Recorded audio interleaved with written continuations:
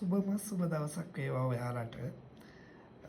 හුඟ කාලයකට පස්සේ ඔයාලත් එක්ක එකතු වෙලා අද මේ මං කතා කරන්න රැස්ති වෙන්නේ නිතර දෙවේලේ ගඟවල් වලින් ඇලවල් වලින් අපේ අතට හම්බ වෙන අපිට දකින්න තියෙන රතු පාට ගල් වර්ගයක් තියෙනවා.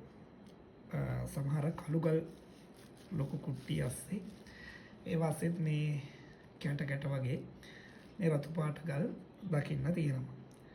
ඉතින් මම බලාපොරොත්තු වෙන්නේ අද මේ ගල් වර්ගයේ මොනවද, මේකේ වටිනාකමක් තියෙනවද, ඒ පිළිබඳව පොඩි පැහැදිලි කිරීමක් කරන්න තමයි මම බලාපොරොත්තු වෙන්නේ.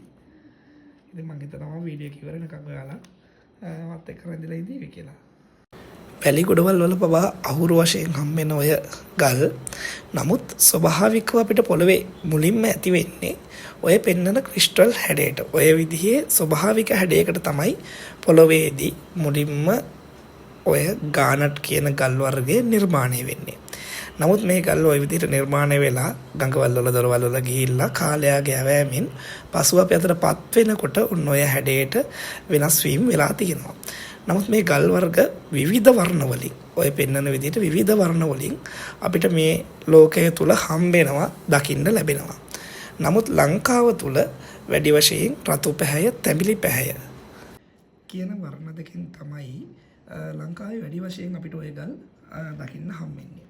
මේ ගල් වල වටිනාකම තීරණය වෙන්නේ ඇත්තෙන්ම ගලේ පිටට අපිට පේන්න තියෙන වර්ණය අනුව. දැන් මේ ගල ගත්තොත් මේ ගල අපිට පිටතට ටිකක් අඳුරු පාටයි. ඉතින් මේ ගලේ වටිනාකම ඉතාමත් ඉහළ මට්ටමක තියෙන වටිනාකමක් නෙවෙයි. දැන් මේ ගල ටෝච් එකට අල්ලපුවාම ඉතාමත් හොඳ රතු පැහැයක් මේකේ දකින්න තියෙනවා.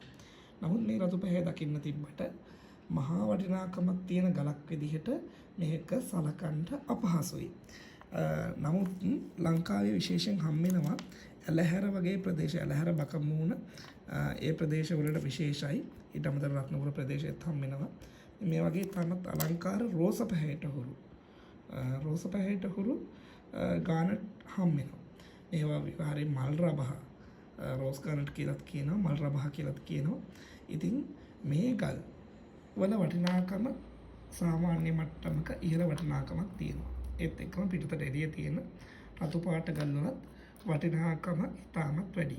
මේ ගල් වල වටිනාකම තීරණය වෙන්නේ විශේෂයෙන්ම හම්බ වෙන කැරට් ප්‍රමාණය. කියන්නේ ගලේ බර ප්‍රමාණය සහ ගලේ හැඩය.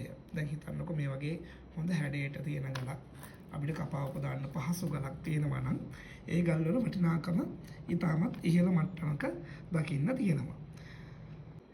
ඉතින් ගොඩක් වෙලාවට ලංකාවේ අපිට මේ වැලි ගොඩවල් වල පවා ගඟවල් වල පවා මේ හම්බෙන ගල් අපිට වැනි ව්‍යාපාරයෙන් නිරත වෙලා ඉන්න හින්දා නිතරම අපේ හිතවත් අයත් හම්බෙච්ච සැනකින් මේ ගල් කෑල්ලක් අපිට දාලා අහනවා මොකද්ද මේ ගල වටිනාකමක් තියෙනවද කියලා. ඉතින් මම මේකේ වටිනාකම ගැන කතා කරවුවොත් ඇත්තෙන්ම වටිනාකමක් තියෙනවා.